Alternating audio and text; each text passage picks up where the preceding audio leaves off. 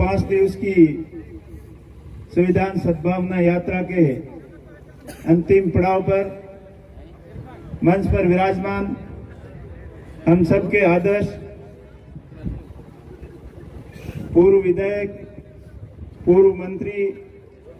एवं पूर्व नेता प्रतिपक्ष राजस्थान सरकार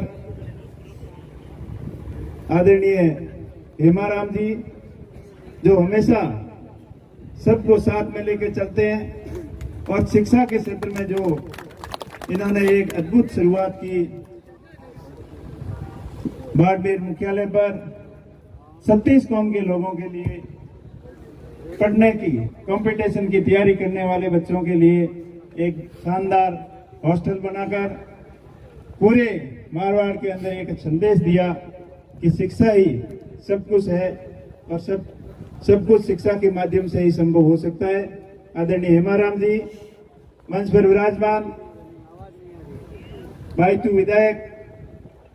पूर्व मंत्री एवं मध्य प्रदेश एआईसीसी के प्रभारी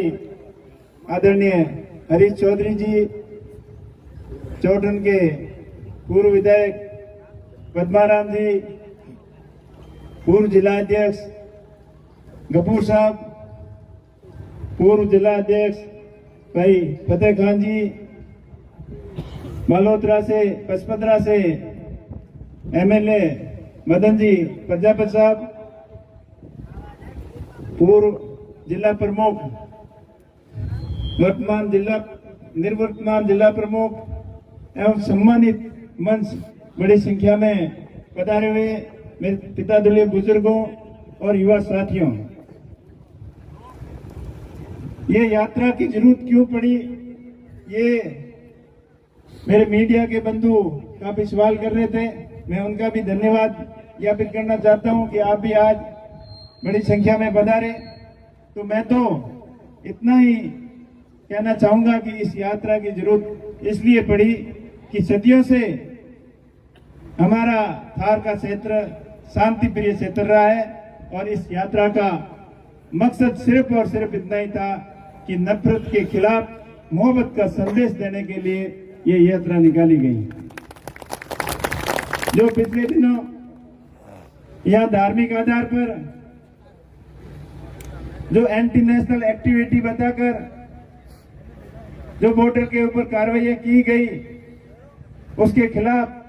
पूरे क्षेत्र के लोगों के अंदर असंतोष था, रोष था और मैंने आपकी बात लोकसभा में भी रखी और यहाँ के प्रतिनिधि मंडल भी अपने चीनी नेताओं से दिल्ली के अंदर मिलाया और वो बात रखी। तो सबने यही कहा कि इस प्रकार से जो कार्रवाइयां की जा रही है ये तो कल्पना से ही परे है। ये देश बाबा साहब भीमराव अंबेडकर जी के सपनों का देश है। ये देश संविधान से चलने वाला देश है। ये देश हमारे जो आजादी के क्रांतिकारी योद्धा थे उनकी भावनाओं का देश है, जिसके अंदर हजारों अनगिनत अनाम लोगों ने अपने प्राणों की आहुति दी, जिसकी कुर्बानियों की वजह से हमें ये आजादी मिली। और आजादी के बाद जो देश चलता है वो संविधान से चलता है और संविधान के प्रति हम सबकी श्रद्धा है, सद्भावना है और संविधान ने हमें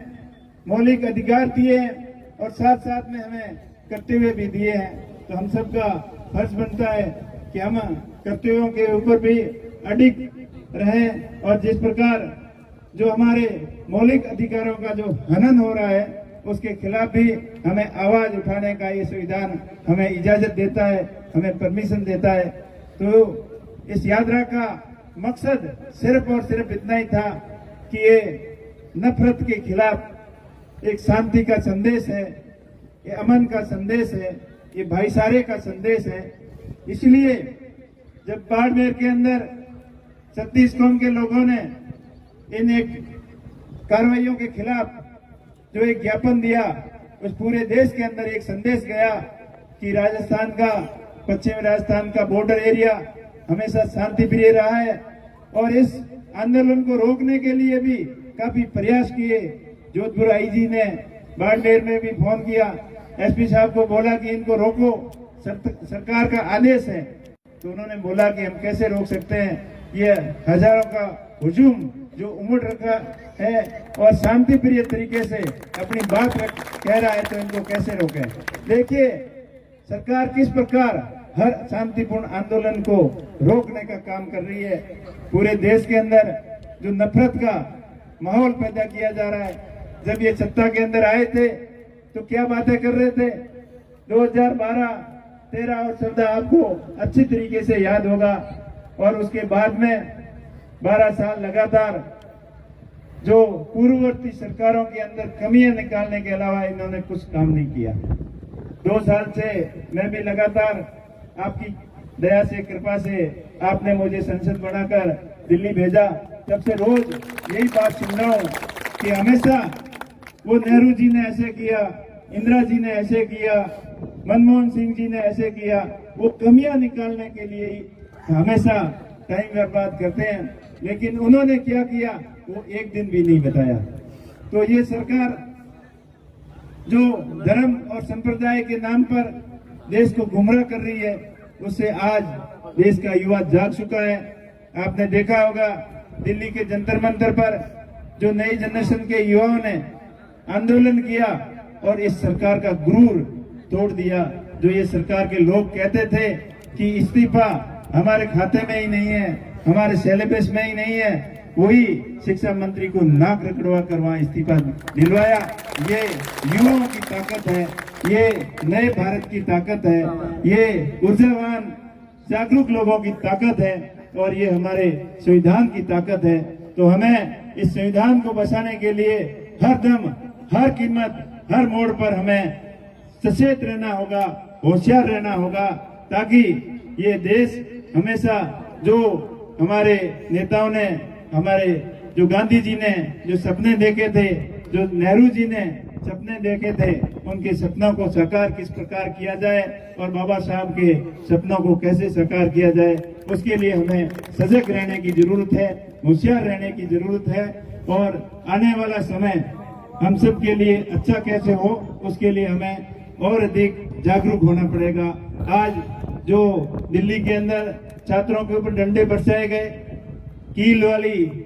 लाठियां बरसाई गई, आंसू गैस के गोले छोड़े गए और पैलेट गन से गोलियां चलाई गई, उनका जवाब विपक्ष मांग रहा है और वो संविधान के तहत मांग रहा है। संविधान के अंदर साफ साफ लिखा है कि अगर विपक्ष कोई किसी भी मुद्दे के ऊपर स्पष्टीकरण सरकार से मांगे तो सरकार के मंत्री को तुरंत स्पष्टीकरण देना चाहिए। लेकिन संसद का ये मानसून सत्र हंगामेदार रहा और सरकार अपनी हठधर्मिता पर अड़ी रही और जो गृह मंत्री अमित शाह एक दिन भी सदन के अंदर नहीं आए और लास्ट में आकर और सदन समापन करके चले गए। तो ये सरकार डरी हुई है, अपनी जिम्मेदारियों से भाग रही है, क्योंकि देश का युवा जाग चुका है। आज जो भी अर्थशास्त्री हो, चाहे बिजनेसमैन हो, चाहे अच्छा एनालिसिस पत्रकार हो, हर युवा, हर वर्ग के जागरूक लोगों के मन में यही भाव है कि देश इस नफरत से नहीं चलेगा और देश चलेगा तो अच्छी शिक्षा से, अच्छे रोजगार से। जो विकसित भारत के हमें 2047 के विकसित भारत के सपने दिखा रहे हैं, तो ये सपने इन नफरतों से पूरे नहीं होंगे। उन सपनों को वाकई में पूरा करना है तो देश के युवाओं को रोजगार देना होगा, देश के अंदर शिक्षा व्यवस्था को अच्छी करनी होगी, देश के अंदर एमएसएमई जो मिडिल और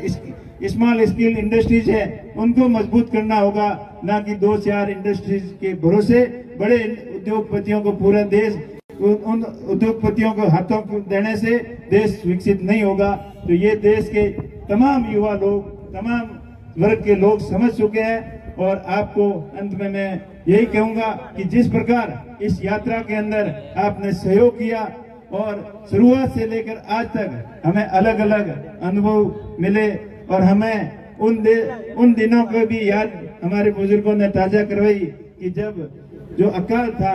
जहाँ कहने पर पसियो सहियो काल बढ़ियो जब अब दिन जिक्र कर दिया, तो उन दिनों की भी लोगों ने याद दिलाई। हमने तुम्बों की रोटी खा के भी वो दिन गुजारे थे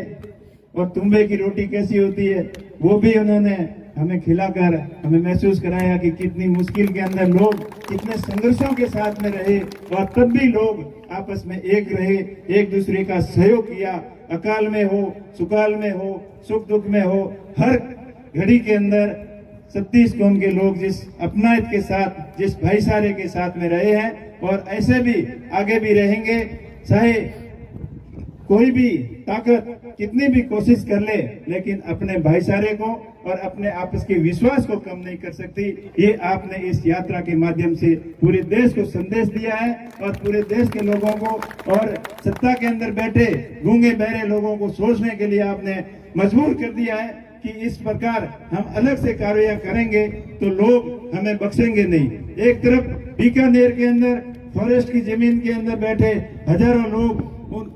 जो बेघर हो रहे हैं इन कार्रवाइयों से, उनके खिलाफ, उनके पक्ष में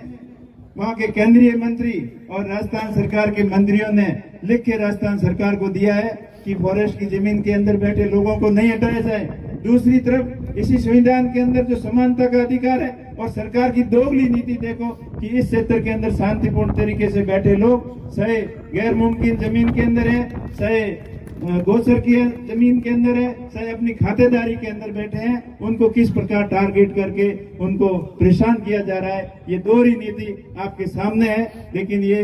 जनता समझ चुकी है और इनकी दोहरी नीति की जो भी इनकी षड्यंत्र है वो कभी कामयाब नहीं होंगे। इन्हीं शब्दों के साथ में आप सभी का बहुत बहुत धन्यवाद, बहुत बहुत शुक्रिया। और आगे भी जब भी अपने क्षेत्र के ऊपर किसी भी प्रकार की आपत्ति आए, किसी भी प्रकार की दिक्कत आए, तो आप इसी प्रकार से मजबूती के साथ, एकजुटता के साथ में अपना परिचय देंगे। इन्हीं शब्दों के साथ में आप सभी का बहुत बहुत आभार। बहुत